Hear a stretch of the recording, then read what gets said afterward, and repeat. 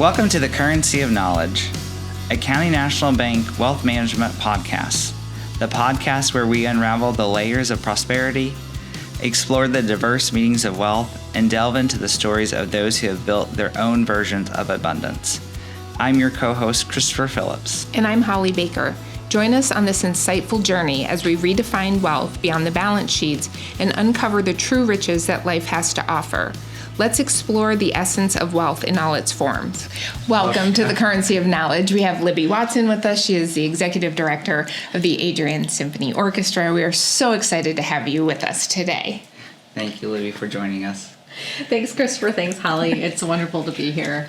So we're so excited to learn more about the ASO, what you all do, and I've been able to serve on the board, and I have two stories that I want to share before we kind of get into it. The first one is before I was on the board, we took Ephraim, who is our youngest, to a young person's concert, or young people's concert, I think is what it's called. And at the that one, I believe, was at the Croswell. Could be. Or maybe the Dawson Auditorium. I'm not sure. Anyways, we were at the show and we left and he was conducting and he said, "The music is in my head." And I thought it was so fabulous that in Adrian, Michigan, we have this world-class organization and orchestra that's providing music, and the fact that this was a concert designed for my 6-year-old was just amazing to me. And he still talks about that. And he plays classical music, and his only experience around it has really been through the ASO. I know that you guys do a lot of stuff with youth, which I want to talk about a little bit, but just I think it's important that as you talk about the ASO, the listeners, people watching, know that the impact, the real impact that the arts, and particularly performing arts, has on kids. Yeah, wow, wow, Christopher, that's so wonderful to hear, and it's gratifying to know the impact that the concert had even on one child in this community. So yeah, the Adrian Symphony Orchestra is unusual in a lot of ways, but most of all in that in a community of Adrian with 25,000 people in population, a county of Lenawee County with 100,000 people, that we have a professional level orchestra here playing concerts all season long. There's 7 public concerts, generally for adults, some for families. Those are the intended audiences. Of course, we see kids at all concerts. And then an additional 3 concerts designed specifically for school day field trip experiences, where we see thousands of students and teachers come in to Dawson Auditorium from all around Lenawee County, and we also reach into Hillsdale, Washtenaw, Monroe counties, and into Ohio as well. So the orchestra is very busy, and like I said, it's professional. So we hire all professional musicians to play in the orchestra, which allows us to play at a very, very high level. We are incredibly fortunate to be located right where we are because we have wonderful artistic resources right in our backyard. Most of the musicians who play in the Adrian Symphony Orchestra actually reside outside of Lenawee County. Most are from Ann Arbor and Toledo, and we reach and find musicians from about 100-mile radius around Adrian. And of course, our guest artists are world-class musicians who come from all around the country. So we're very fortunate here, and I'm excited to be with you today to share even more about our story. So that's fantastic. So, sorry, go ahead. Okay. Before we get more into the ASO, can you tell me and our listeners, how'd you come to become the executive director at the ASO? Are you from the area? And if not, how did you get here? Yeah, thanks, Holleigh. I am not from the area. I mean, I'm from Michigan. I grew up in a suburb of Detroit and met my husband at college at Michigan State University. And he is from here, born at Bixby Hospital, went to Adrian Public Schools, and came back home after college. And when we married, I came along with him. And sorry, what was the rest? Sorry, we're going to have to cut that a little bit. Always a boy. It's always a boy that brings you here. So then how did you become the director of ASO? And then is that always a path that you knew you wanted to follow? Yeah, no, it was not a path I knew. It wasn't even a path that I knew was available to me, to be quite honest. College involved a degree in business. I was a pre-law major. Oh, wow. I decided not to go to law school. And, there were lots of decisions that were going on at that time when you're graduating, what's going to be next, and all of that. And I played the violin. I played the viola also, and I played in the orchestra at Michigan State. There's an orchestra that's for the non-music majors, so it's not quite as good as the music majors orchestra, but it was a great outlet for me and a way for me to keep playing on my instrument while I was there. So when I moved to Adrian, people around the ASO, one board member in particular, found out that I played the violin, and she said to me, "You've got to come and hear this orchestra." I even played in it a few times, but before I heard the orchestra, I thought, okay, I'm moving from a suburb of Detroit. There's great artistic resources. I'm moving to a community of 25,000 people. How good could this be? And I was so pleasantly surprised. I had no idea. And I think that background and experience helps me to understand what a special resource we have here in Lenawee County. It's incredibly unusual, and I try to share that with people. It's hard to express a lot of times. We should have asked you to bring your violin. No, that's not. So right. when did you start playing the violin? Third grade. I played piano and sang before that, but third grade was when I started playing the violin. And then I switched to the viola in 8th grade, I think it was. My dad plays the cello. My sister plays the violin. And so the two of us were on violin, and my dad thought, that'd be kind of interesting if we had one viola player to round out a little trio. So I switched, and I still play both now. Mostly violin, if a friend needs somebody for a wedding or something like that. Yeah. So would you go ahead? We're just so exciting. I know. Can't get I know. Question that. You just played. Your dad, did he play professionally? No, not professionally, but grew up playing the cello through high school, and he still plays today. We still play every once in a while. That's so fun. Does he come to the ASO very often? He does, and they still live in a Detroit suburb and drive all the way here, and they have an all-for-one package. They come to as many concerts as they can. It's That's really fantastic. sweet. Have you ever played with the orchestra here? I did. So when I first moved to Adrian, I played, maybe 3 or 4 concerts with the ASO. But the ASO being all professional musicians, their rehearsal schedule is incredibly tight. For one classical concert, they're rehearsing only the week of the concert, maybe only 4 times at the most. Some concerts we do on only 2 rehearsals. So for someone who's more like a hobbyist like me, that takes a lot of prep work to get up to the level to be ready to rehearse. I just don't play enough, and I didn't study music in college, so not quite at the same level as the rest of the musicians. And it was a lot. It was a lot of time that it would take. And then, I have kids and a family to take care of and all of that. So I was like, I think my time is better served. This orchestra is better served with me behind the desk running the show from the business side.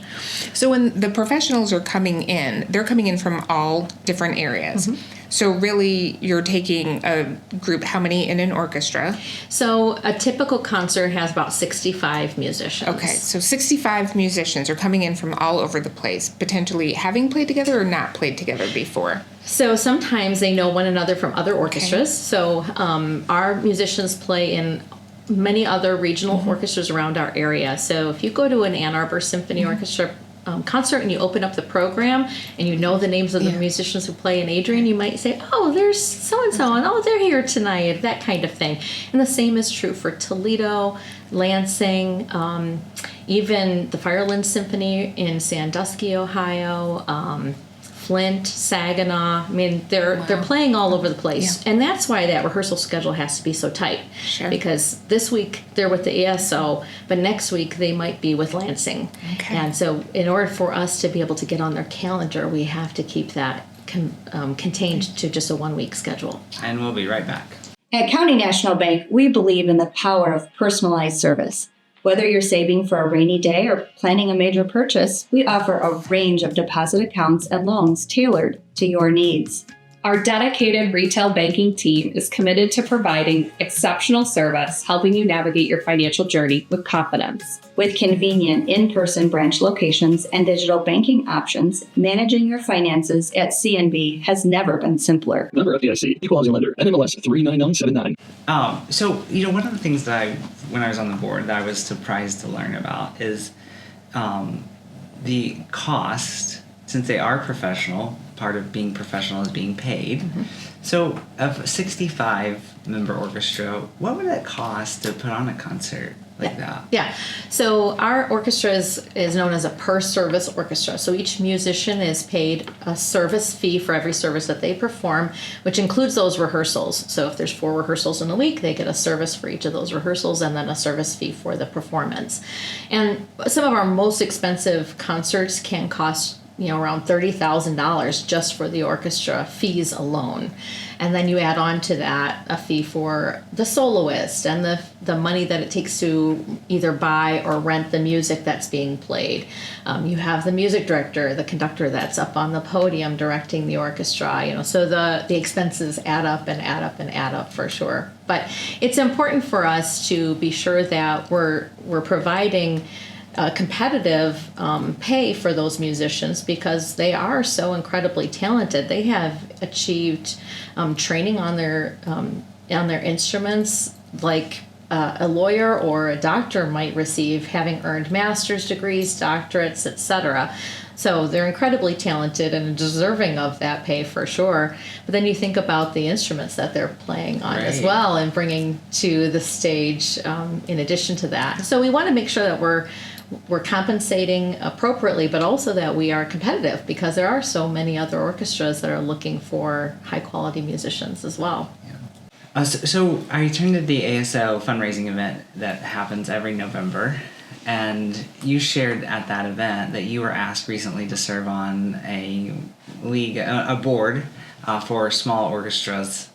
And across the country, this board is a nationwide board. Is that correct? Yeah. So this is the League of American Orchestras, and the League is an association with member orchestras all across the country. There's about 600 orchestras that are members of this association, and the association is there to help and serve those member orchestras with trainings and convenings, different things.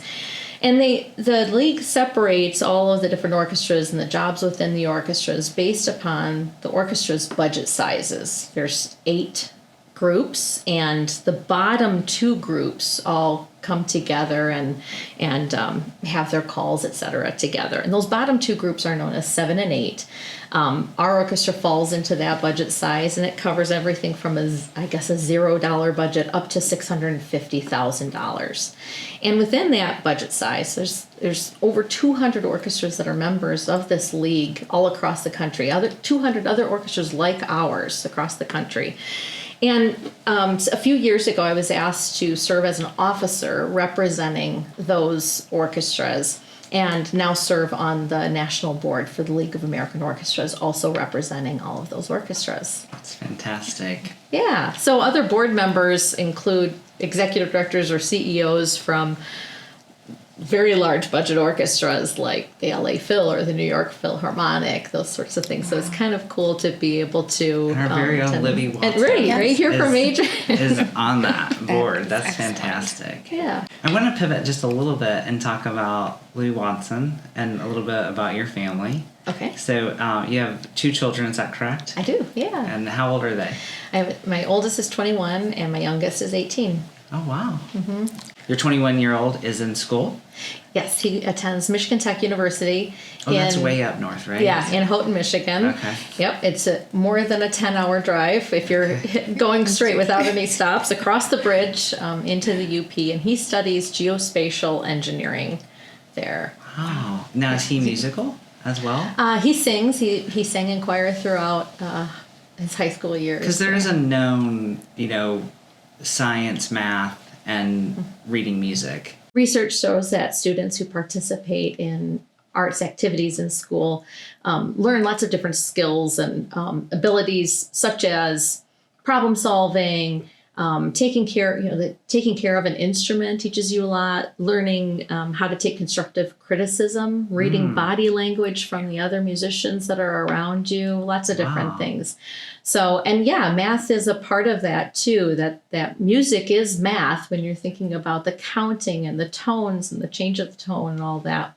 The sound waves, there's lots involved there. Awesome. And then your daughter is 18? 18, and she's a senior in high school, about ready to graduate. And she also sings in the choir. Both have played piano, and she's heavily involved in dance. Okay. Yeah, she loves dance a lot. So what are her plans? She'll be at the University of Michigan next year studying that's business. exciting. Yeah, so she'll be close to home. Yeah, so you and your husband both graduated from Michigan State, and now you're going to have a Michigan. Yeah, right. It's a struggle. Okay. but you'll we'll make get there. it work. We'll you'll get make there. it work. I'm Yeah. sure you will. That's awesome. Well, congratulations to both of them. Yeah, thank you. Yeah, that's exciting. Very exciting. So, and your husband? My husband and his family are the franchise owners of Domino's Pizza in Adrian, so he operates that franchise. Awesome. The best parm bites in the world.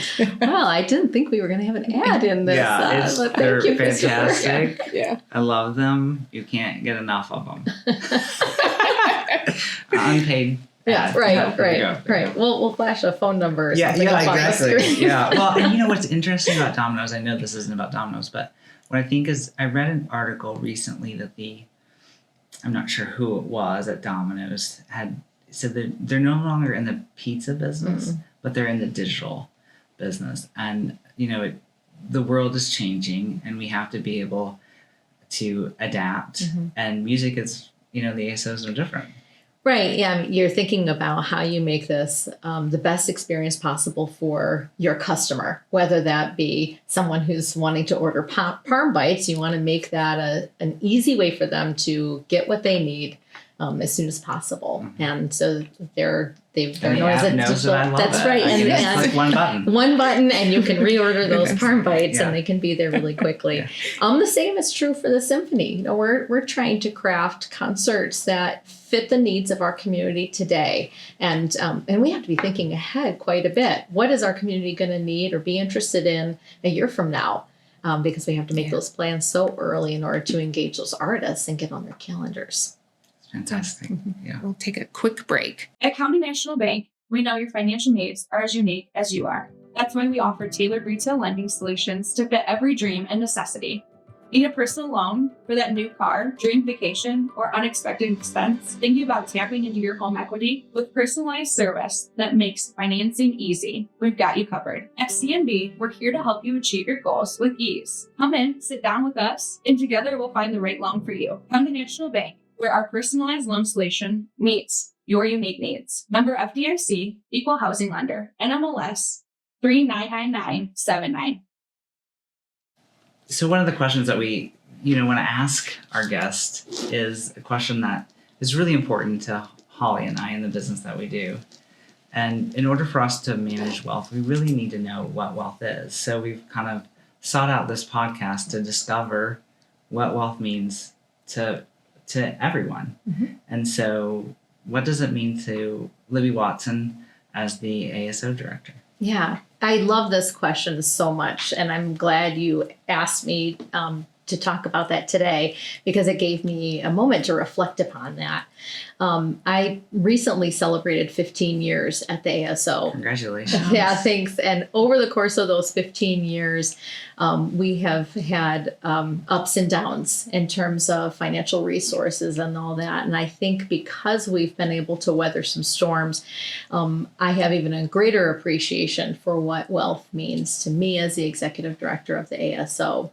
So wealth to me means three things. It means having the financial resources to fulfill the mission that your performing arts organization or your nonprofit has set out to achieve. The second thing is to have additional resources in order to stabilize your organization during downturns. It could be pandemics. I mean, it could be something that's happening externally to your organization, like a pandemic or an economic downturn. Donations are down because people are struggling to make ends meet. Mm-hmm. You need to have those additional resources in order to weather that. But they could be internal things as well, like staff turnover that might be disruptive to your operations, that kind of thing. And then the third part is where we can then turn more of our attention to activities that might not make a lot of financial sense to be able to serve our community even more deeply.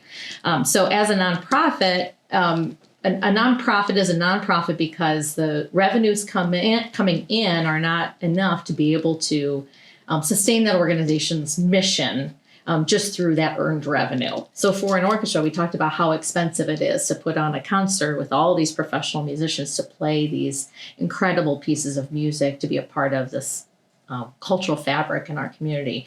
We don't sell enough tickets in order to cover all those expenses. So we depend on other sources of revenue, and that's contributed revenue. And that's why we're a nonprofit. We have IRS benefits of having that tax exempt status. Our donors can have some benefits for contributing to the orchestra. So that's the third thing, is to be able to cover some of those activities that we do in the community that don't necessarily make financial sense. The box office is not going to be able to sustain that activity. And one of those, Christopher, you talked about earlier when you talked about the education concerts that we do in the community. That was a great example because those tickets are only cost $5 per student. And so there's no way that we would be able to perform those types of activities in this community on earned revenue alone. So those are the three things when I think about what wealth means to us. It's being able to do all three of those and to be vibrant and making meaning in this community and being relevant to our audience. Love that. Yes, I was going to say what I love about especially the last one is it's very interesting to hear you say basically a nonprofit is doing charitable work within the community. And I know, people talk about nonprofits all the time, doing good for the community, but the whole idea of you giving back, especially to the kids, because growing up in a community where we didn't have that, I love the idea that these children are learning the importance of the arts.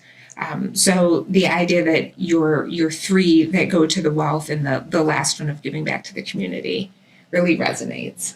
Yeah, and we're trying, as we talked about, we're trying to define this word that is so obtuse, and we are getting some certain themes out of these conversations. And I hear you're the first nonprofit director that we've had on the podcast, but we're hearing the same thing. You want comfort, right? So you want to know that you can meet your budgetary needs, you can pay the monthly bills, you can pay payroll, those sorts of things. Then you want to be able to do a little more. You want to have that cushion. You want to have that, in the nonprofit world, that endowment sort of helping spur things along. And then you want to be able to have flexibility to do the things that really grow that mission and succeed on that mission. Mm-hmm. And I think, it's well, maybe different words mm-hmm. described, it's the same concepts that individuals feel as well. Mm-hmm. And I love that. And I think the work, again, when we live in kind of a rural area, and to have the ASO be present here, it provides an outlet for adults but also children and young adults to see an expression of art in a way that they wouldn't have access to have it. I read something recently that I don't know the percent, but there was a very large percent of children in our school district, which is Sand Creek, that have never left sort of our metro area, which would include Toledo. And so to bring this world-class music to them, so they get to experience it, is just phenomenal. And so I appreciate all the work that you do, all the work that your board does, the musical director, which is a fantastic individual, and then the community that supports the ASO. So thank you for coordinating all those efforts. Yeah, it takes a village, right? And you're so right. It's fun too, and you should both come back again to another education concert and see those faces, because those are some of the best days of the entire year. When the kids come into Dawson Auditorium and they walk into the lobby of that auditorium, and already their eyes are bright and shiny, and they say things like, "Is that a real chandelier up there?" And that all of that. But that experience of music making, I said earlier, we have 3 different types of education concerts. Each one is designed for a different age of student. One is called Storybook for kindergarten through 2nd graders. Of course, other ages can come to these concerts, but they're designed to serve that age of student. Another is called Link Up for 3rd to 6th grade, and then the last one is for middle school and high school. And I want to talk, if I can, just for a second absolutely. on that Link Up concert, because it's so unusual and such an enriching experience for those students. So at 3rd through 6th grade, this is a time when students are starting to think about what they might do in an upcoming year in terms of their electives for music. They could do band or orchestra or choir. In a number of our different school districts, they have all of those offered. Some only have a few of those. But they come to the orchestra and they get to see the musicians on stage. They get to see strings, woodwinds, brass, percussion. We do a quick introduction to all those different sections of the orchestra.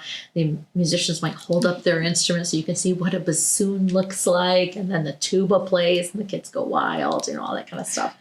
But kids also come ready to play with the orchestra because their teachers have prepared them in school to play simple melodies with the orchestra on their recorders. Did you all play the recorder when you were growing up? And my kids both did. Yes, and you probably took your recorder home and played hot cross buns at home, and maybe parents were a little like, "Oh, okay," but it gets better. It gets better. You learn how to make some beautiful sounds on that. So they learn these melodies in school, and then they join the orchestra playing the recorder from their seats. And the first time we performed this program, which by the way came to us, it's developed by the education staff at Carnegie Hall in Manhattan. And it's high quality. We would not be able to do a program like this on our own for sure. But they provide these resources to us to be able to bring this to our community. But the first time that we performed one of these concerts, we explained to the musicians. Now, at this part, the kids are going to come in with their recorder, and you should have seen their eyes. They're like, "Wait, what? 1,000 students are going to be playing recorder with us? How's that even going to work?" We work hard to stay together on stage, and there's 65 of us. And we're like, "Don't worry about it at all." And it is beautiful. I think of it like a Monet painting. If you look at it up close, if you're listening to each individual recorder, okay, maybe we're not all together, but the sound just blends in Dawson Auditorium, and it's an incredible experience. So in addition to the recorder playing, they sing some songs with us, and there's some dance moves that happens. It's highly energetic, lots of fun, very engaging for those students. And again, what's happening next for them is they're deciding, well, what do I want to do? What kind of path do I want to take? I really loved that singing part. Maybe I want to join the choir, or that recorder sort. It's like a woodwind instrument, so maybe I want to play the clarinet or something like that. Or, wow, those strings were just majestic on stage. I like the look and sound of that. So, and again, as students have those types of outlets, they're learning all sorts of critical thinking skills and teamwork with their other musicians that they're performing with, that it's hard to replace with another type of experience. So we know how valuable that is, and we're thinking about the future leaders in our community, right? Yeah. And we know that this is all part of that development for their future.